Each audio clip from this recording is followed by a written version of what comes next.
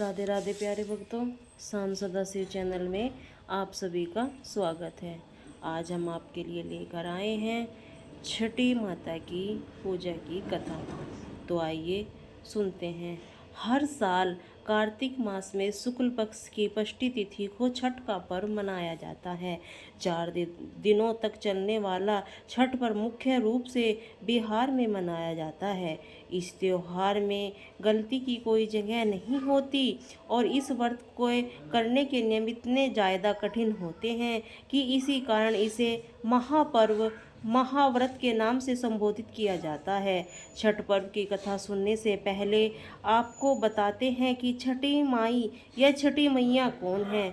मान्यता है कि छठी देवी सूर्य देव की बहन है और उन्हीं के प्रसन्न करने के लिए जीवन के महत्वपूर्ण अवयवों से सूर्य एवं जल की महत्ता को मानते हुए छठी माई को साक्षी मानकर भगवान सूर्य की आराधना और उनका धन्यवाद करते हुए माँ गंगा, यमुना और फिर किसी भी पवित्र नदी या तालाब के किनारे यह पूजा की जाती है। षष्ठी माई यानी छठ माता बच्चों की रक्षा करने वाली देवी है। इस व्रत को करने से तान की लंबी आयु आशीर्वाद मिलता है। मार्कंडे पुराण में भी इस बात का उल्लेख मिलता है कि षष्ठी की अधिरात्रि प्रकृति देवी ने अपने आप को 6 भागों में विभाजित किया है। इनके छठे अंश को सर्वश्रेष्ठ मातु देवी के रूप में भी मनाया जाता है, जो कि ब्रह्म जी की मनसा पुत्री है। वही बच्चों की रक्षा करने वाली देवी है। कार्तिक मास में शुक्ल पक्ष की षष्ठी तिथि को इन्हीं षष्ठी देवी की पूजा की जाती है। शिशु के जन्म में ठीक 6 दिन बाद इन्हीं देवी की पूजा की जाती है और षष्ठी देवी की पूजा करने से बच्चों का स्वास्थ्य, सफलता और दीर्घायु होने का आशीर्वाद मिलता है। पुराणों में षष्ठी देवी के नाम से कात्यायनी बताया गया है, जिनकी नवरात्रि की षष्ठी तिथि की पूजा की जाती है। छठ पर्व का तीसरा दिन सबसे खास होता है, क्योंकि इस दिन महिला 36 घंटे का निर्जला व्रत शुरू करती हैं। शाम के समय संध्या अर्घ, जिससे डूबते सूर्य को अर्घ दिया जाता है, तो वही अगले दिन उसे सूर्य की पूजा की जाती है। इसे उषा अर्घ कहते हैं। छठ पर्व मुख्य रूप से झारखंड रूपी उत्तर प्रदेश और बिहार में मनाया जाता है। इस पर्व को डाला छठ, सूर्य षष्ठी और छठ पूजा आदि नामों से भी जाना जाता है। इस त्योहार के मुख्य रूप से भगवान भास्कर यानी सूर्य देवता और छठी माता की पूजा की जाती है। छठ व्रत पूर्ण करने से पहले छठ की कथा पढ़ना या सुनना अत्यंत आवश्यक माना जाता है। तो आइए सुनते हैं छठ व्रत के पौराणिक कथा। और कथा के अनुसार एक बार प्रियवर नाम के एक राजा थे। उनकी पत्नी का नाम मालिनी। राजा प्रियव्रत और उनकी पत्नी मालिनी संतान सुख से वंचित थे। इसी बात से राजा और रानी अक्सर चिंता और दुखी हाहाकार करते थे। एक दिन उन्होंने संतान प्राप्ति के लिए महर्षि कश्यप के पुत्र यज्ञ करवाया। महर्षि ने यज्ञ संपन्न करने के बाद मालिनी को खीर खाने को दी। खीर का सेवन करने के बाद मालिनी दव योग से गर्भवती हो गई और ठीक 9 महीने बाद उसे एक पुत्र की प्राप्ति हुई। लेकिन दुर्भाग्य, उसका पुत्र मृत पैदा हुआ। ये देखकर राजा और रानी बहुत दुखी हो गए और घोर निराश के कारण दुखी राजा ने आत्महत्या करने का मन बना लिया। परंतु जैसे ही राजा आत्महत्या करने लगे, तभी उसके सामने भगवान ब्रह्मा जी की मनसा पुत्री देवी सेना प्रकट हुई और कहा उन्होंने कि राजन, हे षष्ठी देवी हूँ और मैं लोगों को पुत्र सुख प्रदान करती हूँ।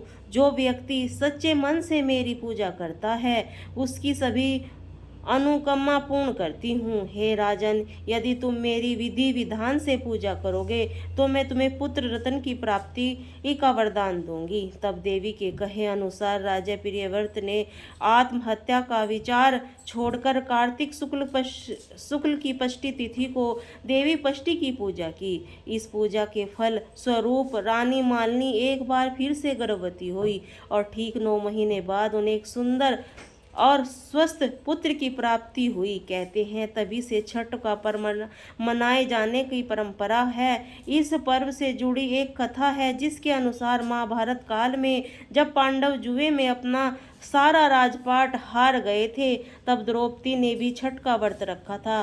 द्रौपदी के व्रत से प्रसन्न होकर पृष्टि देवी ने पांडवों को उनका खोया राजपाट वापस दिलाया था। और एक और पौराणिक कथा के अनुसार महाभारत के काल में ही सूर्यपुत्र कर्ण ने सबसे पहले सूर्यदेव की पूजा की थी। कहा जाता है कर्ण सूर्यदेव को अर्घ देते समय घंटों पानी में खड़े रहा करते थे और फिर सूर्यदेव को अर्घ दिया करते थे। सूर्यदेव की कृपा से ही कर्ण एक महान योद्धा बन आज से ही पष्ट पर्व से अर्घदान यही परंपरा चली आ रही है।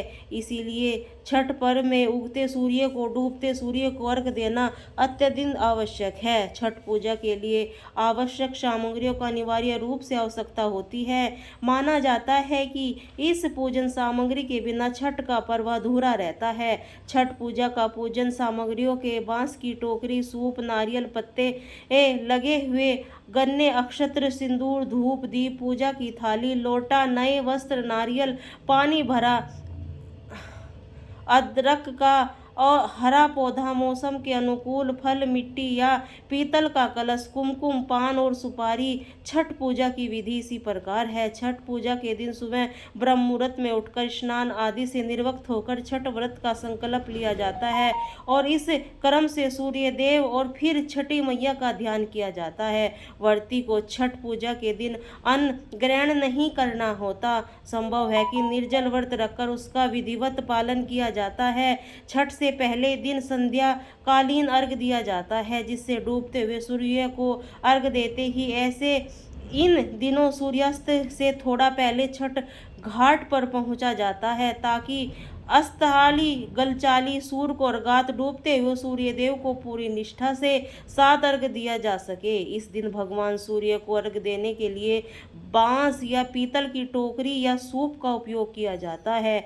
ऐसे में बांस या फिर पीतल की टोकरी का इस्तेमाल करते हुए सूर्यदेव को अर्घ दिया जाता है। छठ पूजा जिस भी टोकरी या सूप इस्तेमाल किया जाता है उसमें मौसम का फल फूल, गन्ने, पकवान आदि पूरी पूजन सामग्रियों को अच्छी प्रकार सजाया जाता है। इसके साथ ही सूप या टोकरी में सिंदूर लगाते हैं। फिर सूर्य देव को अर्घ देते समय टोकरी में भी सभी पूजन सामग्रियों का होना बेहद आवश्यक होता है। इसके साथ ही पूरे दिन और रात भर निर्जला व्रत रखकर अगले दिन सुबह उगते हुए सूर्य को जल अर्पित किया जाता है। सूर्य को अर्घ अर्पित करते समय मन ही मन उसमें अपनी मनोकामना भी कहनी चाहिए।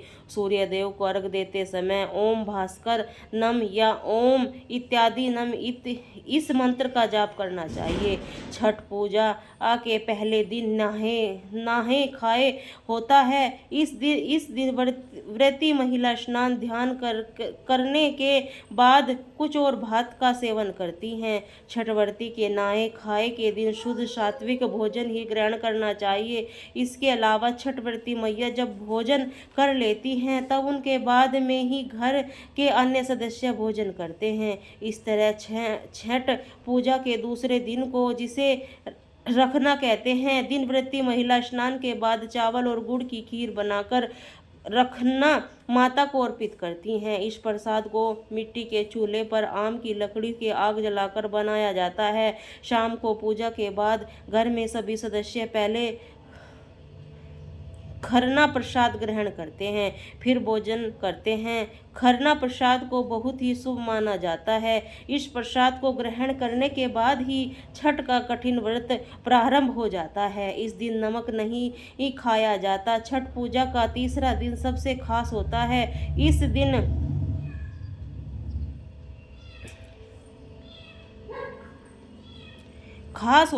दिन शाम को मस्तगामी सूर्य यानी डूबते हुए सूर्य देव को अर्घ दिया जाता है। टोकरी में फल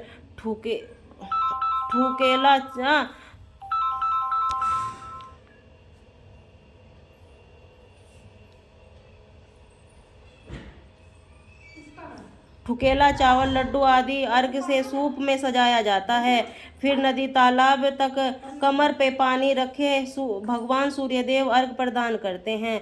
चौथे दिन जिस छठ दिन का व्रत खोला जाता है कर जाता है, उस दिन उगते सूर्यदेव को अर्घ देते हैं। इसे साथ ही 36 घंटे व्रत समाप्त हो जाता है। छठ की पूजा व्रत स्नान अन्न रतन की शुद्धता सबसे जरूरी है। अर्घ देने के बाद व्रती पहले प्रसाद का सेवन करके व्रत का पारण करती हैं। इसी प्रकार से छठ का व्रत किया जाता है।